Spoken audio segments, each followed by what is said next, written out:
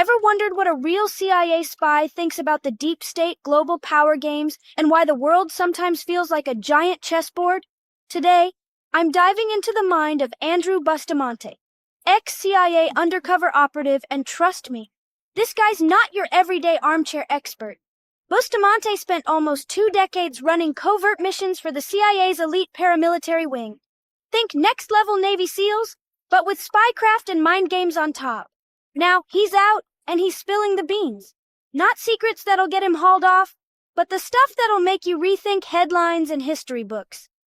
Let's start with the big one, the so-called deep state. You've probably heard wild stories about shadowy puppet masters running the world. Bustamante? He calls BS. He says an organized deep state is just not how humans work. Instead, it's more like this. Powerful people, think CEOs and big money, lobby for their own interests.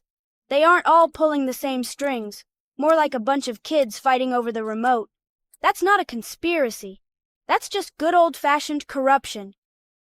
Now, about America's role as the bully. Bustamante doesn't sugarcoat it.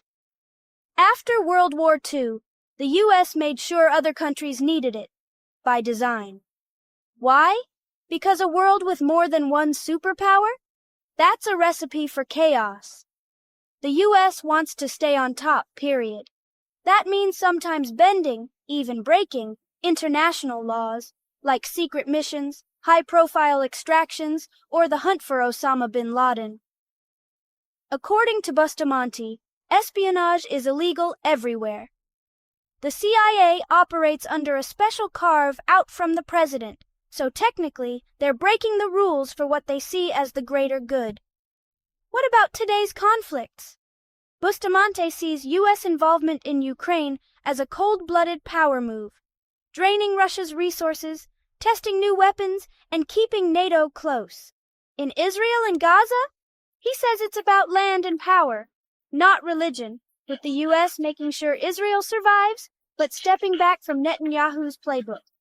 And here's a twist. Bustamante's actually moving his family out of the U.S., not because America's collapsing, but because he sees a rough decade ahead. More bureaucracy, political chaos, economic bumps.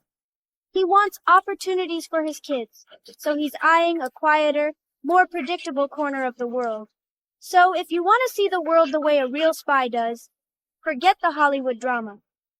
It's about power, pragmatism, and people doing whatever it takes to win. And sometimes, the real secrets are hiding in plain sight.